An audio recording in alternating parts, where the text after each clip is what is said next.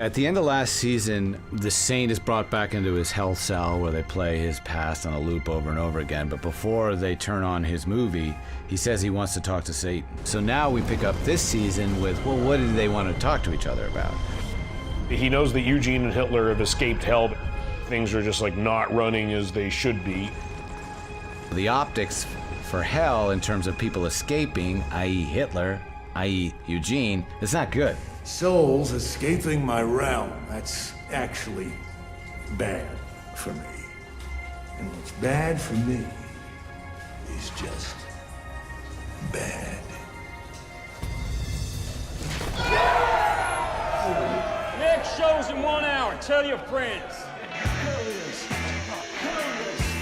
Sober spells and aphrodisiacs are one thing, but the way to really bring in the money, the way to really bring in the desperate customers is the tombs. The more people come in, the more chance they have of somebody getting behind on their bill, and when they don't pay their bill, then they get their soul sucked out, which means now they get thrown into the tombs to fight, which creates more customers.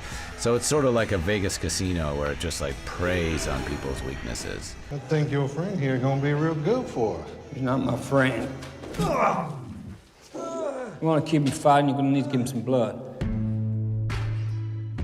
Cassidy is a good fighter for the tombs because he's immortal. If you give him blood, he can repair, he can be fresh and ready for another fight the next evening. So he's like this new theme, this new element to the tombs that they've never had before, and that's the way that Jesse presents it. When he's watching Cassidy in there, even though he's trying to save his life, he also loves seeing him maybe being ripped apart. Saving your ass. It's the only way to get you out of there. The only way. I could think of 20 different ways. Cassidy, nowhere near to trusting Jesse anyways, thinks he just wants Tulip for himself. And Cassidy is just so stubborn. He doesn't like people telling him what to do, and he's done with Jesse Custer telling him what to do.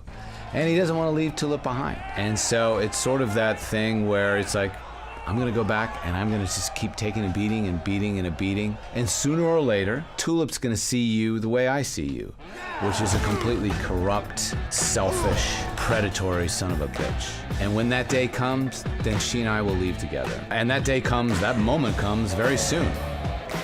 Stay down!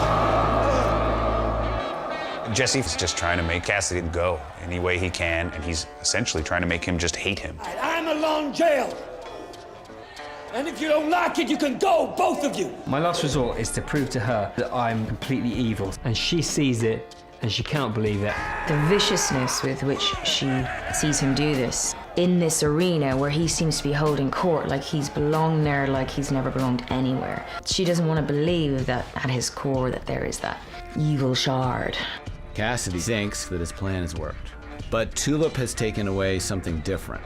She's guessing that Jesse was pretending to be worse than he was. So he's really trying to scare them both off for their own good. In a way, it's the most charitable thing he's done so far in the series. And I think Tulip is smart enough and knows Jesse in a way that Cassidy doesn't quite, that she sees through it. It makes her love him perhaps more than she ever has before. So we're good again? Only one way to find out.